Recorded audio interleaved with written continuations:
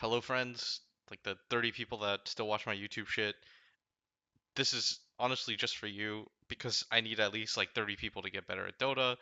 Just playing Dota all day today, getting super fucking triggered. Uh, and I decided I was gonna play on an account that was around 5K because I'm just bad at Dota right now.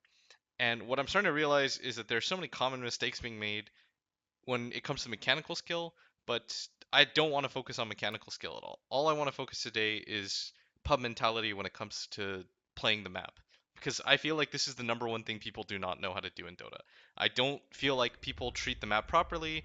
I feel like everyone pretty much has an idea of how to play Dota, but when they watch competitive games or when they watch any streamer, all the focus is on mechanical skill. Like, oh my god, he missed that spell, or oh man, how did he not see that? Like, fuck all that shit. You're garbage if you think of Dota like that. Like, Dota should be thought of as a larger scale at all times. So the thing that I'm going to focus on today is I don't I don't really see this at 6 to 7k. This seems to be more of a problem at lower MMRs, is judging where to take fights and judging where fights are going to take place. So I just kind of want to go over a game really fast and kind of show you guys the things that you should be focusing on.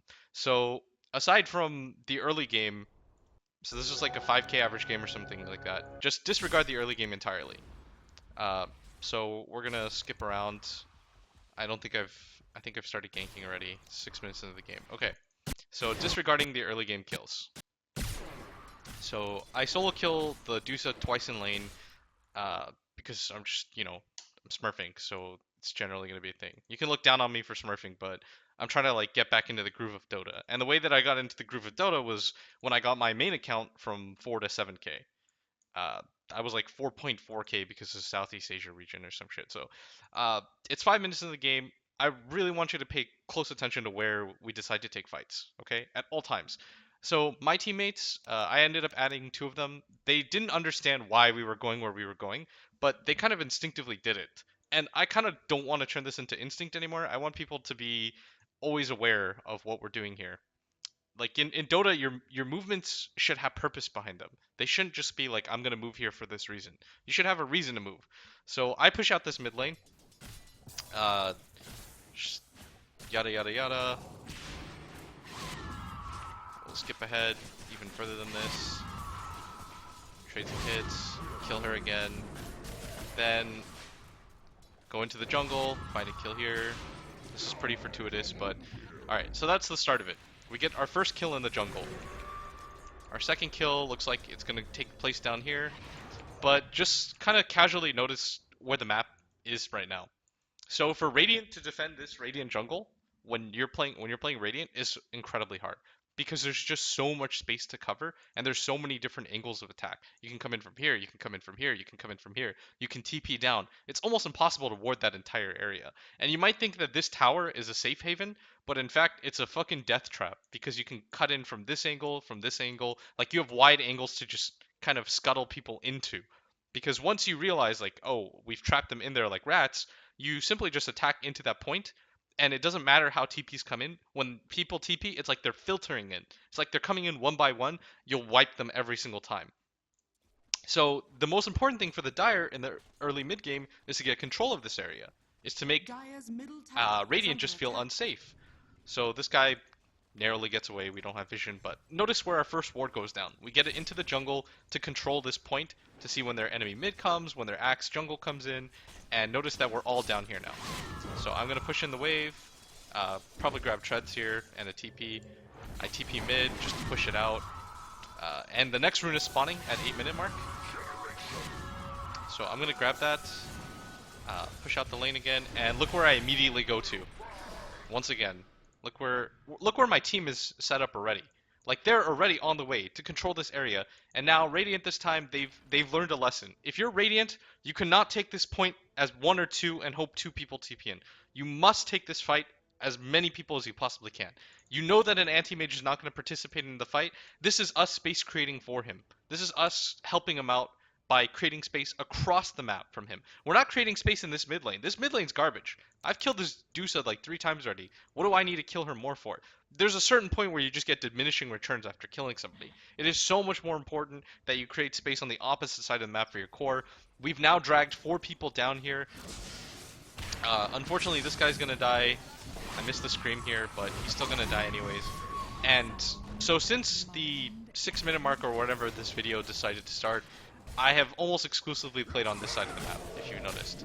So now I'm gonna blink out, and let's see where things take us. Seems like there's action mid. And now they're starting to move around this 5. And this is usually the cause of what happens.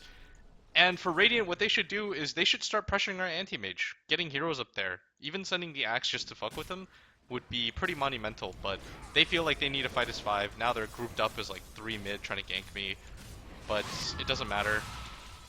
I'm going to grab this bottom half of the map again. And, alright, so let's take a look right here.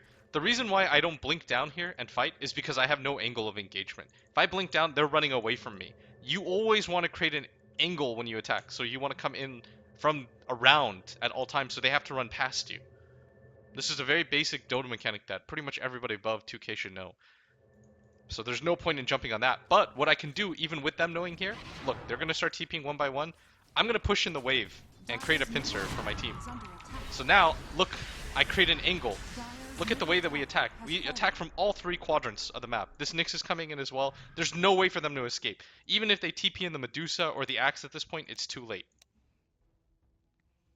So now they've TP'd the Mirana. You know, we're just going to pick them off now one by one.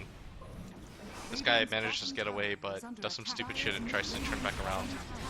And so for the most part, almost every single kill has been centered around this area.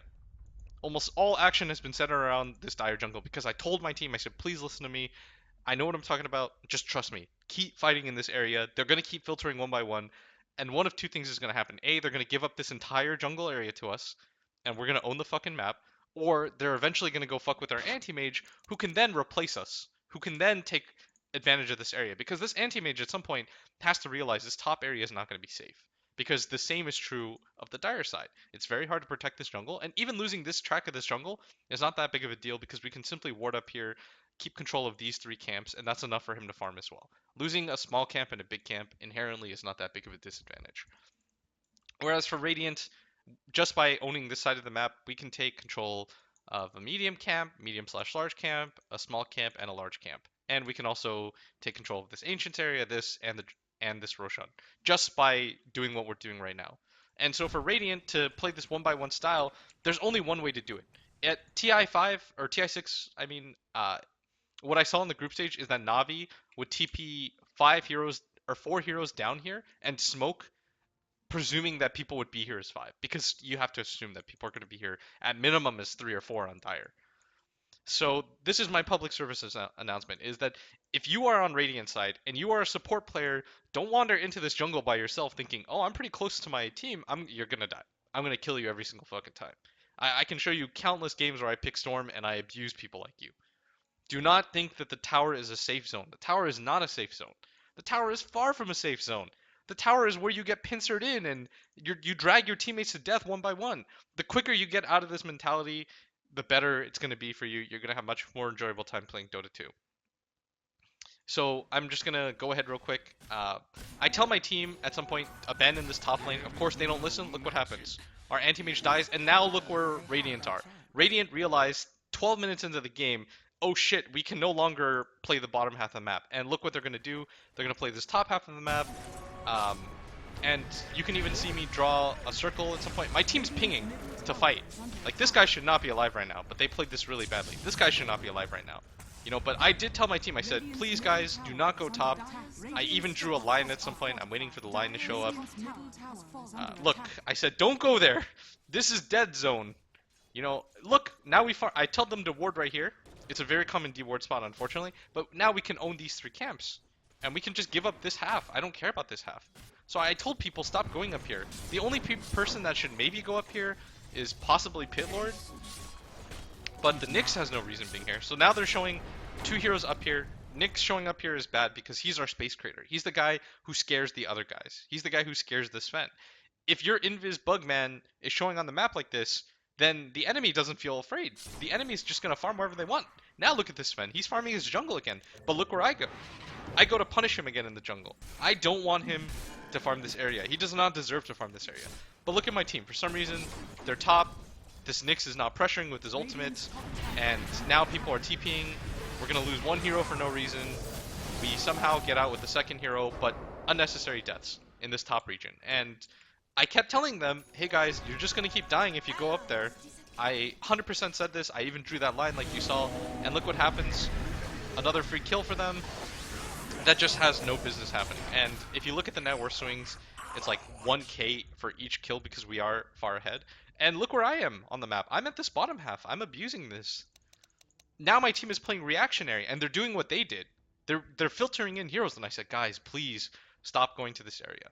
So that is my public service announcement. When you watch streams, when you play your games, try to pay attention to the spots where you die and worst comment, because in my opinion, in my humble opinion, I think you should always fight where you have vision and where it's easy to protect. This top area, you cannot get all of it. This is so greedy to own all 5 camps in your own jungle. You can't do that. Getting away with these 3 alone by having this ward up is enough for me. Whenever I see my supports just walk into this Radiant jungle one by one, or my solo core just has to farm this camp, he's an idiot. Farm this ancient camp. Farm this top camp. Take advantage of this lane when it pushes in. Do things the correct way. So that's about it. I got super triggered and I had to make this video. I hope it all made sense. If you have any comments, I'm sure there will inevitably be somewhere for you to contact me, or I will post. I very rarely respond to YouTube comments because although my YouTube comments seem pretty good, they're usually pretty bad. I'm going to give a plug to Capitalist, by the way. Please check him out. Twitch.tv/Dota Capitalist. Go watch his stream, support it, all that jazz. Thank you.